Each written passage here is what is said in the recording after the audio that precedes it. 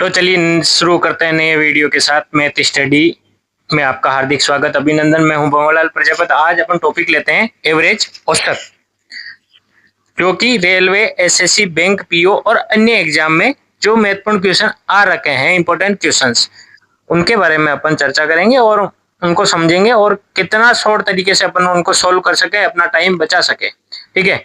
और आपको यदि मेरा वीडियो पसंद आए तो लाइक, शेयर, सब्सक्राइब कीजिएगा और बने रहिएगा। चलिए शुरुआत करते हैं क्वेश्चन की। अपना पहला क्वेश्चन है कि 3 आदमी है, ए, बी, सी। उनकी आयु है 32, 36 और 46 वर्ष। तो औसत आयु, तो आपको पता ही है, औसत आयु निकालने के लिए क्या करते हैं? औसत निकालने के लिए क्या करते हैं? राशियों का योग बड़ा राशियों की संख्या। तो मैं राशियों का योग कर देता हूं, और राशियों की संख्या कितनी है? 3 आदमी है तो 3 संख्या है। अब इसको मैं जोड़ लेता हूं तो कितना आ जाएंगे? 6, 12, 13, 14, 1 80, 3, 6, 4, 10 ने 11 बटा 3। अब 114 में 3 का भाग देंगे, 3 तिया 9, 2 बच गए, 8 तिया 24। तो आपकी औसत आयु कितनी आ गई? 38 वर्ष आपकी औसत आयु आ गई। ये आपका हो जाएगा आंसर। बिल्कुल इजी क्वेश्चन है, डरने की कोई बात नहीं। नेक्स्ट क्वेश्चन, 25 तक की सभी समप्राकृत संख्याओं का औसत कितना होगा? 25 तक। पहले तो देखते हैं सम और विषम। 1 से 25 में सम होती हैं 2, 4, 6, 8, 10, 12, 14, 16, 18, 20, 22 और 24। 1, 2, 3, 4, 5, 6, 7, 8, 9, 10, 11, 12। समझ में आ गई? तो 25 तक की सभी सम संख्या जो होगी उनका औसत कितना होगा?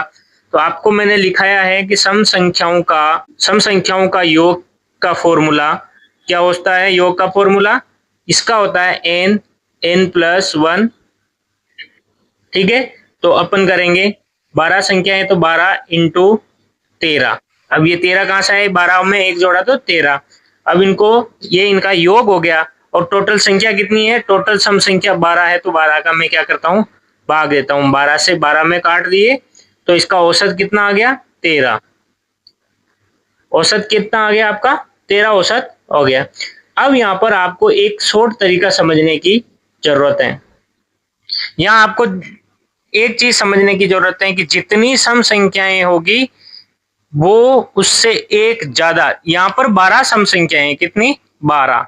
यदि 12 है, यदि औसत पूछे तो 1 जोड़ के 13 कर देना है। सीधा सीधा, इतना सोल्व करने की आपको जरूरत नहीं है, सीधा ही 1 जोड़ के आगे बढ़ा देना है। नेक्स्ट क्वेश्चन की ओर बढ़ते हैं। एक आदमी के 7 बच्चे थे जब उनकी औसत आयु 12 वर्ष थी। 7 बच्चे थे, उनकी औसत कितनी थी? 12 थी। तो उनकी टोटल कितनी हो गई? 12 7 84। जब मैं 12 को 7 से गुणा करूंगा कितना हो गया? 12 7 84। जब इसमें से एक बच्चा मर जाता है, उसकी मृत्यु हो जाती है, तो बच्चे रह जाते हैं आपके 6 बच्चे। 6 बच्चे रह जाते हैं और 6 वर्ष का बच्चा, उसकी मृत्यु हो जाती है। तो शेष बच्चों की औसत आयु कितनी होगी? 6 वर्ष का।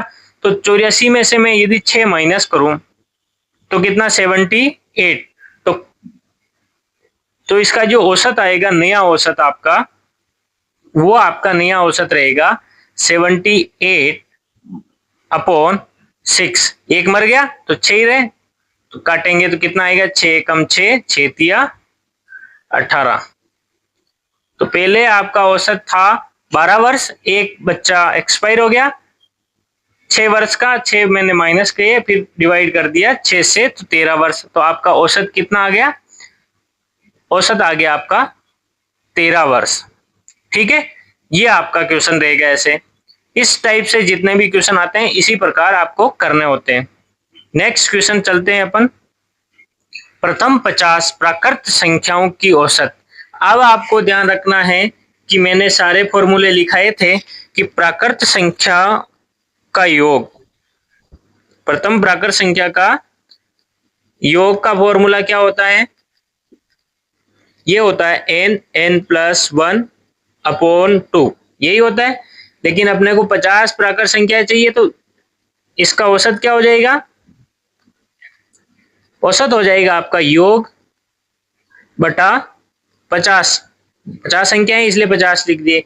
अब आपका योग तो हो गया 50 इंटू 51/2, और ये बटे में 50 और है, तो 50 से 50 घट गए, तो 51/2। तो ये आपका आ जाएगा, कितना आ जाएगा आपका? 25.5। तो आपका औसत आ जाएगा 25.5, 25.5। ठीक है, ये सीधा सही है। एक श्रेणी में 10 प्रेक्षणों का औसत 64 है। एक श्रेणी में 10 प्रेक्षण है, 10 प्रेक्षण, इनका औसत है 64। तो इसका कुल कितना होगा? इसका कुल होगा 10 इंटू 64, 640। यहां तक ठीक है। अब ये कह रहा है कि 5 प्रेक्षणों का औसत, तो 5 प्रेक्षणों का औसत कितना? 45। तो इनको मल्टीप्लाई करेंगे तो इनका कुल कितना आ जाएगा? 5 का प्रेक्षण का कुल कितना आ जाएगा? यहाँ मैं गुणा कर देता हूँ, 5 25, 2 5 20 और 2 22। फिर अंतिम 3 प्रेक्षणों का 71, इसको भी मैं गुणा कर देता हूँ, 3 7 21। अब मैं जोड़ दूं इसको, तो ये आपका आ गया 438। अब ये कह रहा है कि शेष 2 प्रेक्षणों का, अब ये तो 5 और 3 8 का हो गया, ये कुल, ये 8 प्रेक्षणों का कुल हो गया, ठीक है। और ये 10 का, अब 10 में से मैं 8 घटा लूं तो 2 का आ जाएगा वैसे भी, तो मैंने 10 में से 8 घटा लिए तो कितना आ गया? ये 2 का आ जाएगा, तो कितना हो जाएगा? 202। तो यहां लिख दूं मैं कि शेष 2 प्रेक्षणों का जो औसत होगा वो कितना होगा? 2 प्रेक्षणों का औसत जो होगा वो 202 में 2 का भाग दे देता हूं तो कितना आ जाएगा? 101। ये आपका आंसर रहने वाला है, ठीक है। नेक्स्ट क्वेश्चन की तरफ बढ़ते हैं।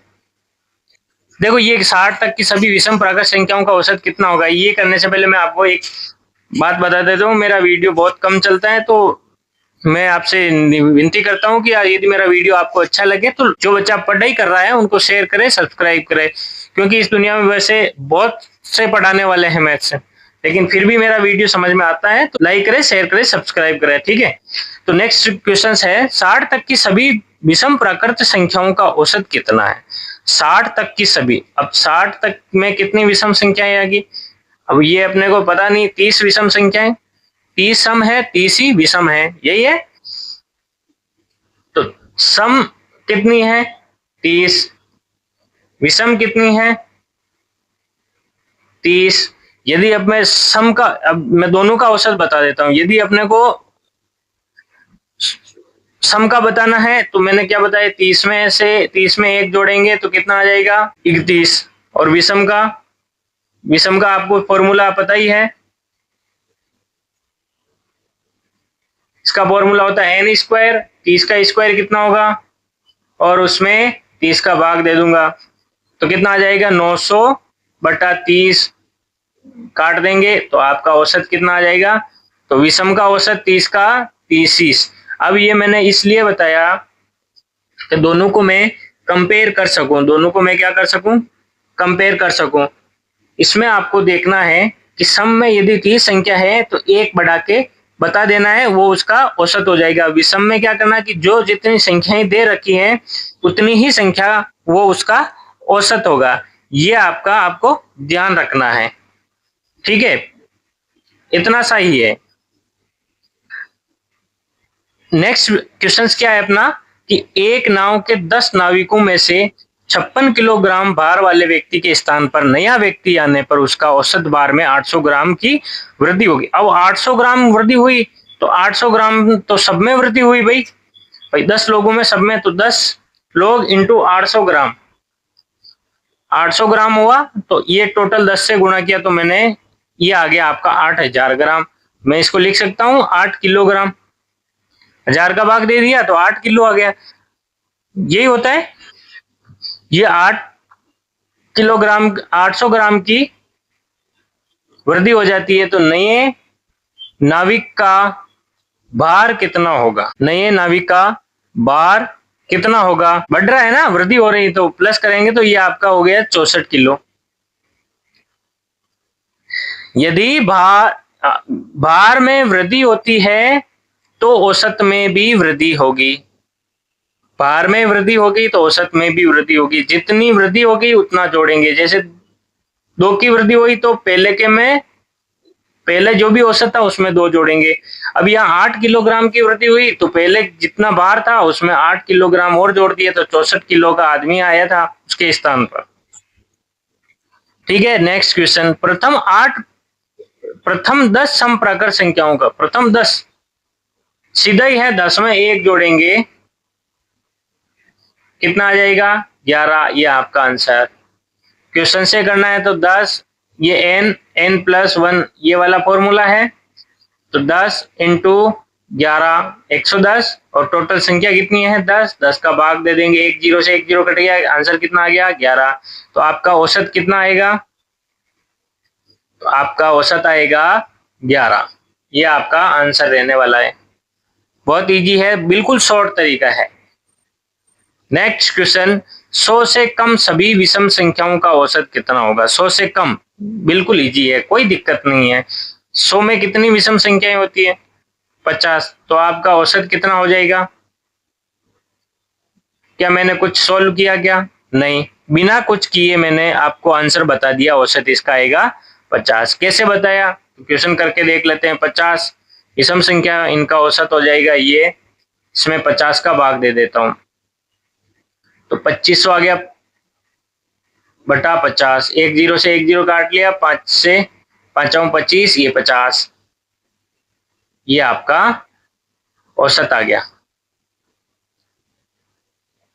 ये आपका एवरेज हो गया। बिल्कुल आसान क्वेश्चन है, कोई माता बच्ची नहीं। ये क्वेश्चन ही एग्जाम में आते हैं, ऐसे ही क्वेश्चन ये आए हुए क्वेश्चन है सारे।